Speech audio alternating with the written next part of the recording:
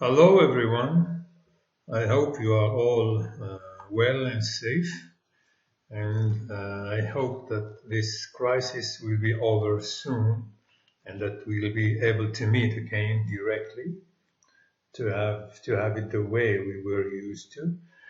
In this first session, platform session of course, we are going to have a reminder of the main things we went through before.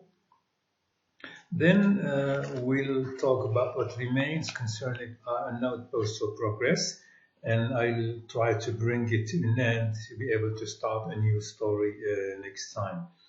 We remember that when reading Conrad generally, or particularly an outpost of progress in the other novel, Heart of Darkness, the key word is the colonial background. This story is set against a colonial background, that is Africa under European domination. And we said that when we speak about colonialism, the main element we need to remember is the wide difference between propaganda and reality. That is propaganda, what the administrators of colonialism, what the official media say about colonialism, and reality is what actually happened on the ground. Of course, we said that the slogan under which Europeans colonized many parts of the world is that of the civilizing mission. We are here to civilize. And he talked of Rudyard Kipling's formula, the white man's burden, as the best instance. To go to other countries to bring civilization is a noble purpose. It's a burden. A burden, we remember, is something which you carry, but which you don't necessarily like. And it is also the white man's, the propaganda says, it is the white man's duty to bring civilization, light, and knowledge to other uncivilized parts of the world. Of course, this is propaganda. While historically, we know that the reality was the colonialists were there for economic exploitation, especially raw materials, copper, iron, coal, wood, etc., and cheap labor force. Thousands of natives were available to serve the white man and achieve, of course, financial gain. Concerning the story proper, generally we read it along the line of the way it is being built. That is how Conrad is going about building his story, focusing on character, narration, and tone. What we mean by tone is, as I'll say in a few minutes, irony. One other thing before we get to the story proper is we said that many writers criticized colonialism like Conrad, but he had his own personal note. Like all other writers who wrote about imperialism, Conrad did criticize brutality, violence, exploitation, but he added something else, and a very important thing. He went to attack the foundations of the imperial enterprise, that is, those attitudes or principles which the white man assumed when he wanted to embark on this colonial, let's call it, adventure. We'll come back to this in a minute. So I said character, narration, and tone are the basic lines along which we started, in fact, reading the novel. When we speak about setting, which is an important element too, we have in fact two types or two levels: the specific setting, which is the station, and we have the general setting, which is Africa. Concerning characters, of course, we all know we have Kayers and Carlier and Makola. Before coming to this, let me clarify one thing. Many people, in fact, wondered about the use of irony, and I explained that in class, but let me repeat it again. Irony in literature refers basically to the gap between two things. what is said, for example, and what is meant, what is expected and what actually happened. I'll point briefly to 3 instances of irony we have already looked at. And let me again point out that irony is not necessarily meant for a comic purpose. It's not meant to make people laugh. On the contrary, sometimes it can be a very bitter instrument of criticism. When you read the title, for example, An Outpost of Progress, it's a station, it's a place whose job is to carry on progress. We have, for example, the mother corporation in Europe, but it has outposts in Africa whose job officially is to bring progress. If you have not read the novel, if you haven't read the story, this title might be misleading and it might create expectations. You will expect the discourse to be about progress, but in fact it's completely the contrary. It's an attack on this kind of propaganda. So this is an example of irony. The title suggests something, it creates expectations, but as you go through the story, the expectations are shattered, are gradually destroyed. The other example of what we mean by irony happened on page 9. I'm referring to the official version of the story, the one we are using in class. When both Cailliers and Carlier each secretly was afraid lest his companion dies and leave him alone.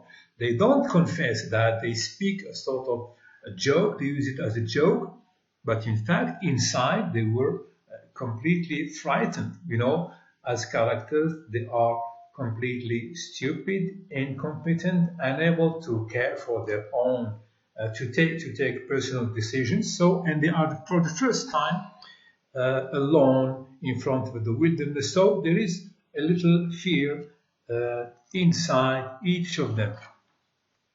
The third example of irony is when they find an old home paper which speaks of colonialism in a very high flown language, praising the glorious activity of the agents of the empire, and they did believe that. And of course, the narrator showed the, let's say, the stupidity and the credulity of the character.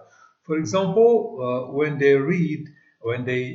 read on page 15 the paper, it spoke much of the rights and duties of civilization, of the sacredness of the civilizing work, and extolled the merits and of those who went about bringing light and faith and commerce to the dark places of the earth. We said that light and faith might go together as aspects of propaganda, but commerce is explicitly irrelevant. Then, when Carlier said, in 100 years, there will be perhaps a town here, quays and warehouses and barracks and billiard rooms. Civilization, my boy, of course, billiard rooms is a complete anticlimax.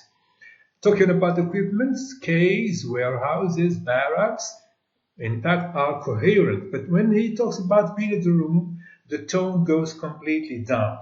The aim here, of course, is to show their stupidity and their credulity. That was about irony. Concerning, of course, the characters, the portrait we are given of them is very clear. They are completely unqualified. They have never been alone. They were never asked to take personal decisions, and they are completely stupid. Even the director doesn't think much of them, as we can see on page 7. Another aspect I'd like to highlight again is narration. Narration is simply the way the information or the content of the story of the work of fiction is conveyed to the reader. As we know that this is a story, in fact, with a message, we are dealing with a man who is going to expose the reality of imperialism and to reveal, to uncover its hidden aspects. We expect that the narrator will come in, not only to tell the story, but also to make comments. This is particularly true in the case of Joseph Conrad, whose narrator is, of course, omnipresent, and he is there to make comments. We saw examples, and I'd like to go back to one of these examples because it shows what we called earlier Conrad's specific note in attacking imperialism. We said a little while ago that, like many other writers, he did expose the brutality, the violence, the injustice, but he added something else. He went to the foundations of the empire, of imperialism. If you look at page 8 on top, we can read, a few men realized that their life, the very essence of their character, their capabilities and their audacities are only the expression of their belief in the safety of their surroundings. The courage, the composure, the confidence, the emotions and principle, every great and every insignificant thought belong not to the individual but to the crowd. This is a very deep attack. Few men, not of course the general tone of the remark. He's not speaking about these two men in particular, but in general. Few men realize that what they take as their principles, what they take as, let's say, civilization, stems from one thing, the belief in the safety of the surroundings.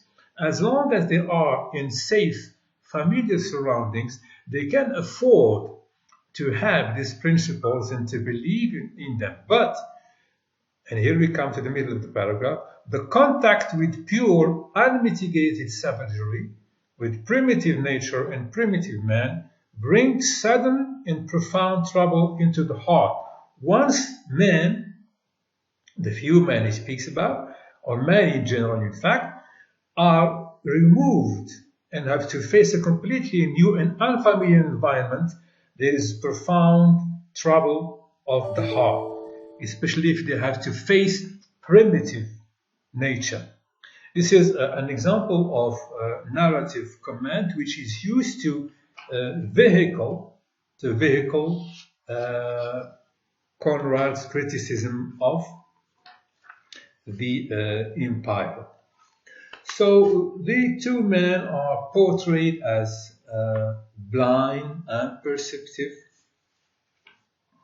and they engage in a routine and boring life. And they, for a long time, there is no commercial activity, so they spend time reading books and papers, and this is where they find articles about the empire. We also have to note that one of the native leaders, Gobila, is friendly with them and provides them with food. And this food is very useful for them to survive because the steamer, we are told, does not bring provisions regularly. Before leaving, the director said that the steamer that will come in 6 months, but in fact 8 months go by and there is no steamer. So Gobila's provisions are necessary for their survival. There is no commercial activity and money is not coming in, and this is where Makola comes in with the promise of ivory. He makes a deal, in fact he exchanges the workers of the station with ivory. When we say ivory, we mean money. And the two men, Cahiers and Carlier, are paid on commission. That is, the bigger the amount of ivory they bring in, the more money they are given. So the question now is the two Europeans' attitude towards what Makola has done. We saw last time the first reaction, Cahiers' reaction, and it was a very violent one. When he learned that Makola had in fact sold the workers, the carriers, in return of money, he's shocked to the extent that he couldn't even speak properly. On page 28, we notice he started Cahiers, and he insults him, "You fiend." But Makola, of course, in a very calm and self-controlled manner, "You very rare, Mr. Cahiers. If you are so irritable in the sun, you will get fever and die, like the first chief." He reminds him of the former chief of that station. Now, what we'll speak about now, we have a total rejection, but it's interesting to analyze the chronology of the two men's reaction. So far we have Cahiers. Carlier will join in the following sequence. So the first reaction is completely hostile to what Makola has done.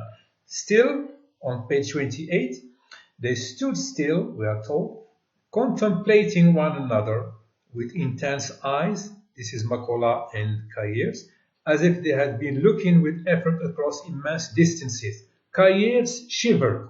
He was still trembling, still under the shock of what he has just witnessed. He turned sharply and went away to the house. So we are still within the first part of the reaction. A little later, page 29,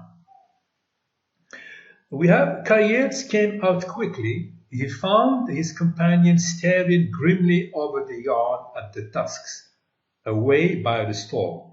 They both sat in silence for a while. This is Carlier and Cahiers. Then Cahiers related his conversation with Makola. He told Carlier what had happened between him and Makola. Carlier said nothing. At the midday meal, they ate very little, and they hardly exchanged a word that day. They did not eat much because the shock was still doing its work, and they were silent. A great silence seemed to lie heavily over the station and press on their lips. The whole station seemed to be under the weight of that big shock. There is silence, and they ate very little. Of course, Makola had a completely different attitude. He spent his time playing with his children and leading a normal way of life. Of course, he was giving the white man time to assimilate. Then, in the evening, on the same page, the white man made a somewhat better meal in the evening. So the shock is gradually decreasing. In the evening, they made a somewhat better meal. Afterwards, Carlier, smoking his pipe, strolled over to the store. He stood for a long time over the tusks. And we remember that tusks mean money. And we are talking about 6 large and very valuable ivory pieces. He touched one of those, one or two, with his foot. He even tried to lift the large one by its small end. He came back to his chief, who had not stirred from the veranda, threw himself in the chair and said, "I can see it," etc. We know in passing that one of Gobila's men is killed when the Carriers were taken away by the other tribe, and some of Gobila's people are also taken away. We remember that the two men relied on Gobila's help for their survival. After this, of course, he will not help them anymore, and it will contribute to the deterioration of their state. So, still talking about the ivory, so there are, although the impact is decreasing, the rejection is still there. This is a funny country. What will you do now? This is Kali. We can't touch it, of course. Of course not. We cannot touch the ivory. Of course not. Slavery is an awful thing. It means that what Makola has done amounts to slavery, and they, as white civilized men, cannot be part of that, let's say, dirty business. Frightful, the sufferings, etc. Now, once again, before continuing with the chronology of the reaction, we have another narrative comment made by the narrator, still criticizing the assumptions behind white man's attitude. We read, they believed their words. Everybody, note the general tone, but we saw every man, few men, everybody is speaking in general. Everybody shows a respectful deference to certain sounds that he and his fellows can make. But about feelings, people really know nothing. We talk with indignation or enthusiasm. We talk about oppression, cruelty, crime, devotion, self-sacrifice, virtue, and we know nothing real beyond the words. In other words, people just keep on repeating words they have learned, but they know nothing about the real fact because they have no real experience. The two men speak of slavery as something bad, but they don't really know what slavery is, as they never had any concrete experience of the phenomenon. Stage 3 of this chronology of reaction happened next morning, page 30, and this is a very, very significant section. Next morning, they saw Makola very busy setting up in the yard the big scales used for weighing ivory. By and by, Carlier said, "What's that filthy scoundrel up to?" and lounged out into the yard. Of course, he knew what Makola was doing, but this is just a pretext to lounge out into the yard, to go close to Makola. Cahiers followed. They stood watching. Makola took no notice. When the balance was swung through, he tried to lift the tusk into the scale. It was too heavy. He looked up helplessly without a word. Notice he did not ask for help. And for a minute they stood around the balance as mute and still as three statues. Suddenly, Carly said, "Catch hold of the other end, Makola, you beast!" And together they swung the tusk up.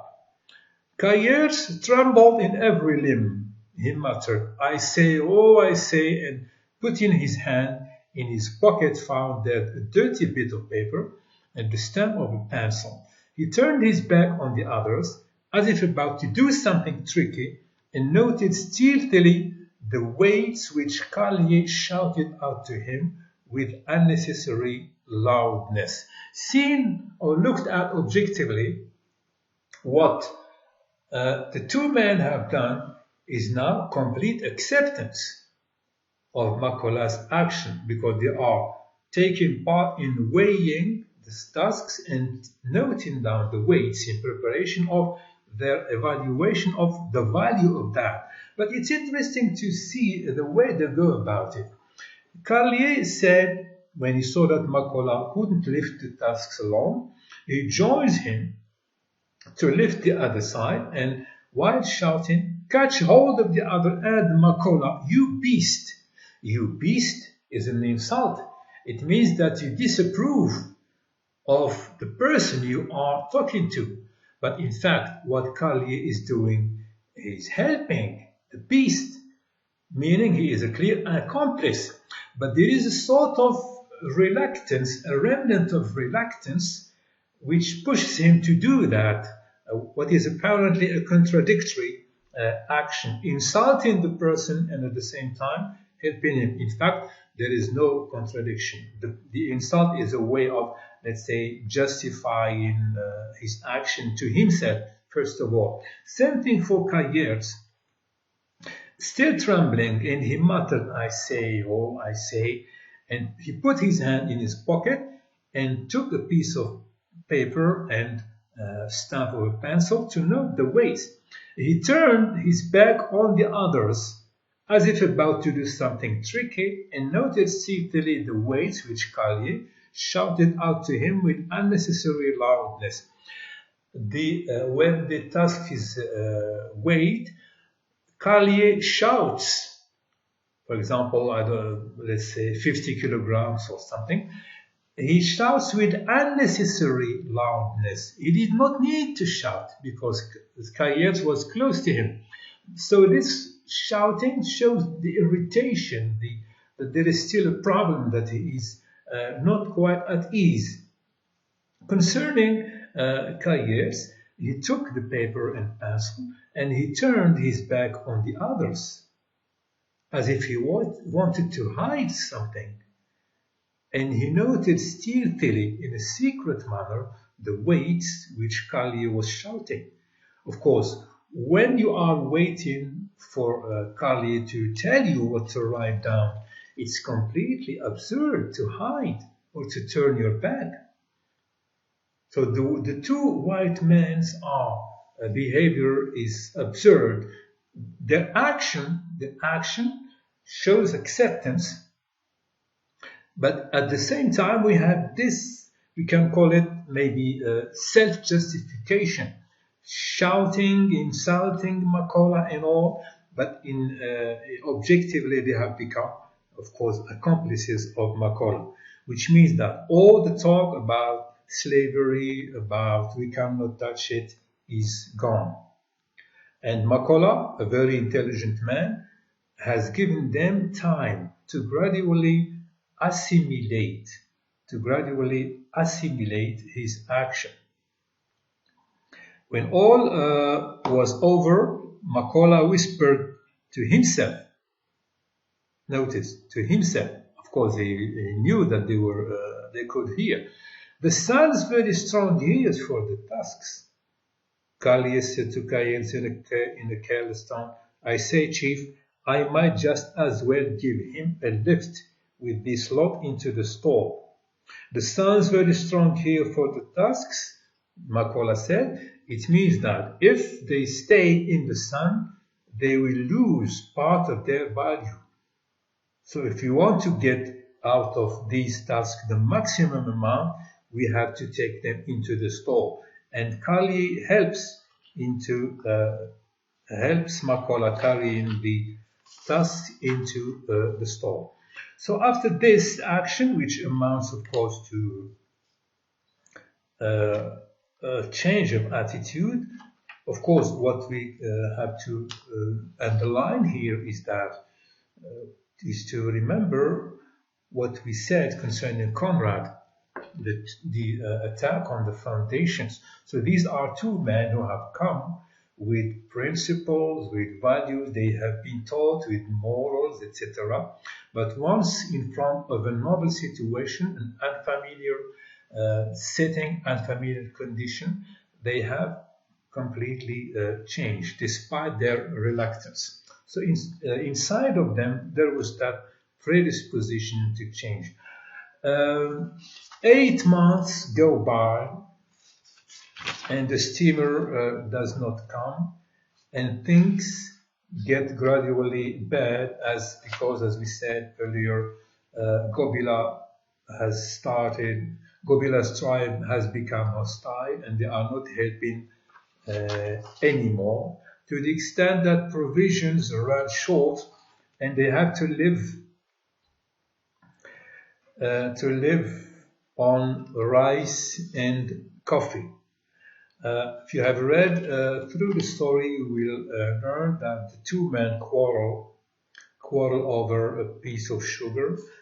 Carlier, who was sick, wanted to have sugar in his coffee, but Carlier said we have to save this, to save it, and Carlier ends up, so they start running around the house, and Carlier shoots Carlier, believing that he was armed too, but in fact Carlier did not have a gun. In other words, Carlier had killed an armed man.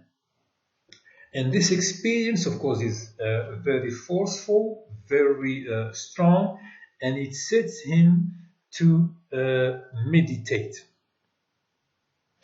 Before coming to Carlier's meditation, we'll say that Macaulay proposes to disguise his death as sickness. He says he died of fever, right? He wanted to hide. In fact, he wanted to help Carlier, help him and avoiding problems for him by saying that Carlier is dead of fever and we are going to bury him tomorrow.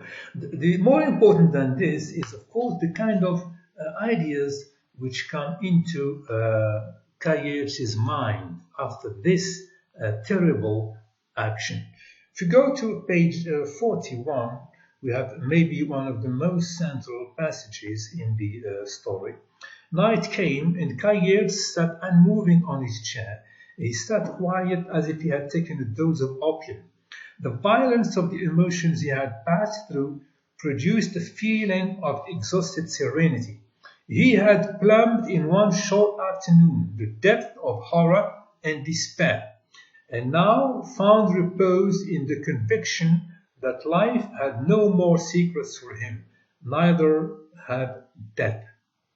The experience was very violent, very strong. It had a very terrible impact, but it left him with this feeling of serenity, of calm, because now he has found repose.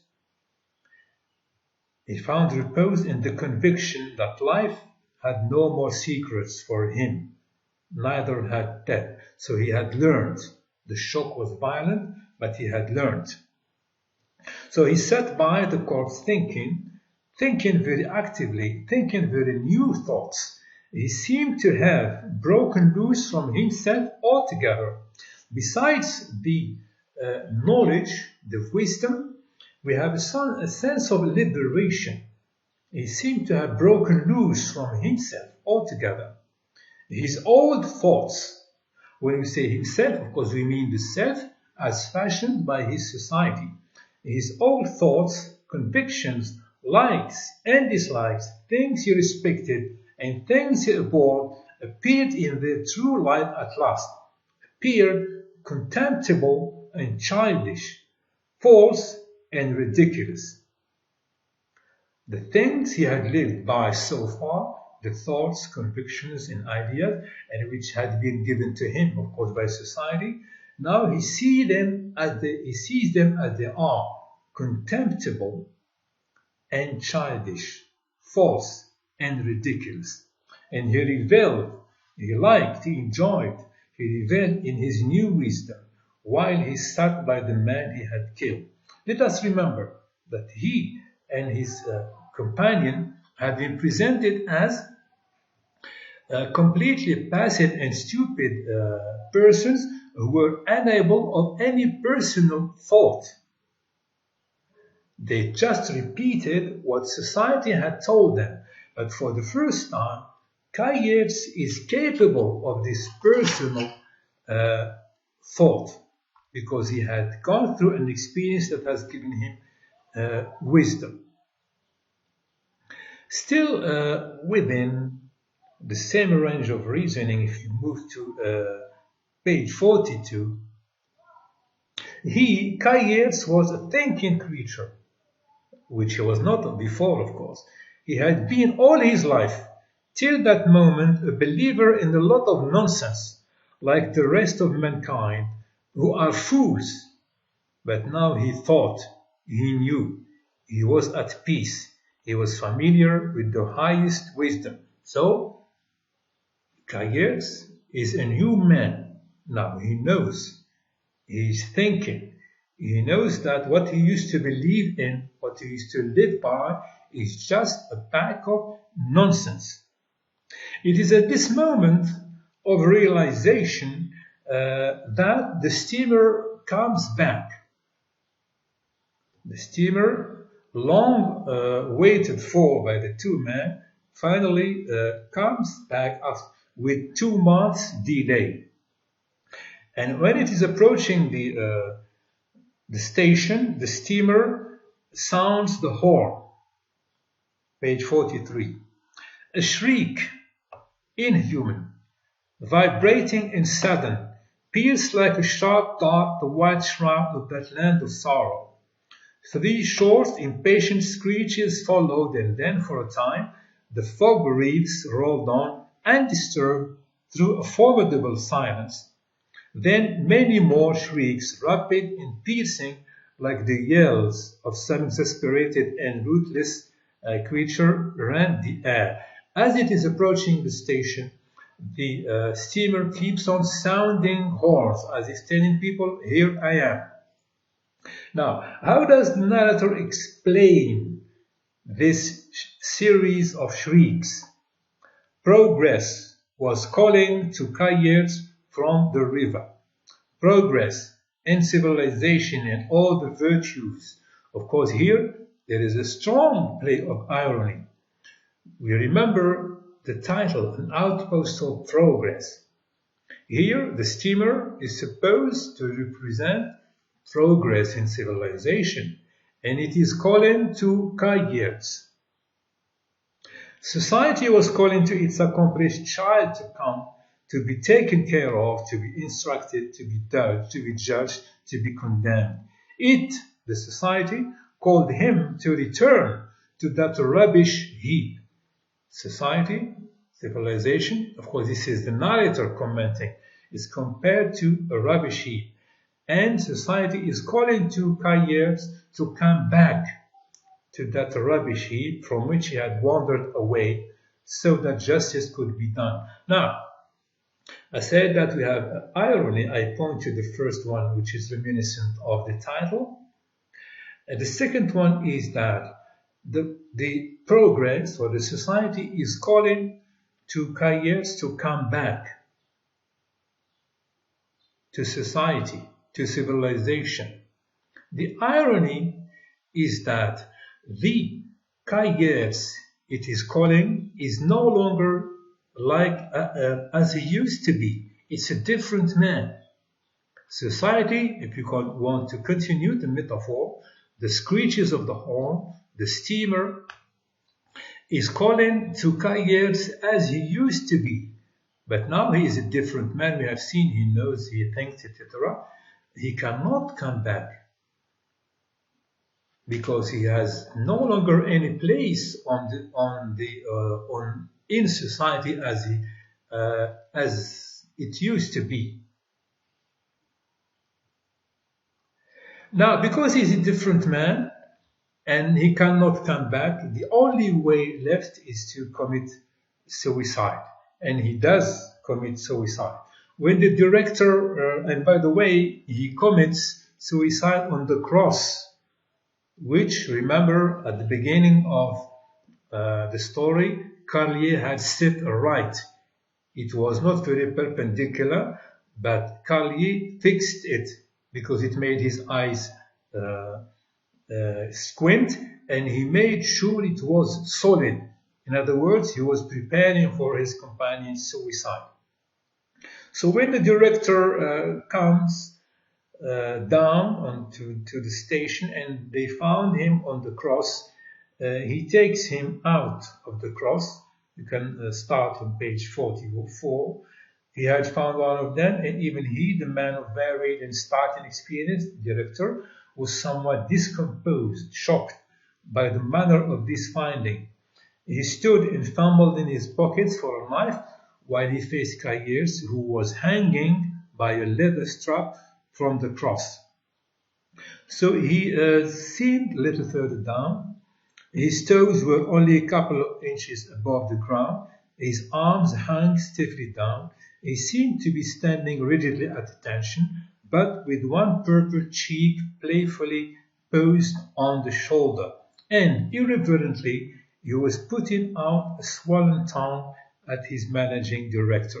So he was hanging from the cross, and his head was lying on one side of his body, on his shoulders, and because of the hanging operation, his tongue had come out of his mouth, and this is presented as a sort of, let's say, it's as if he was laughing or making a disrespectful, irreverent gesture towards the director. You know, when you want to, sometimes when you want to laugh at somebody or to play a trick on him, you pull out your tongue. So it's as if Kayet had pulled out his tongue to the director, who represents the society, as if he wanted to tell them, you cannot catch me now.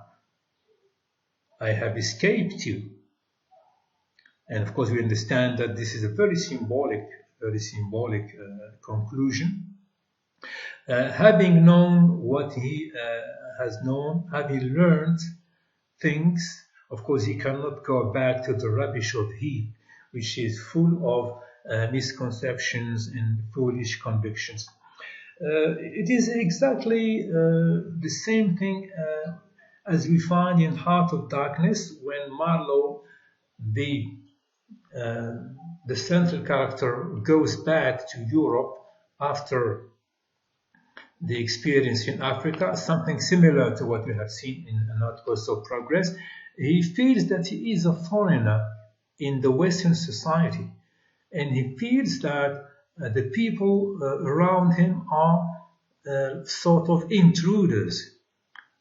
Having known what he has known and having become a changed man, he no longer could have the same attitude towards the European society. So this is the end of Not Also Progress. Our next story will be A Good Man is Hard to Find. Thank you.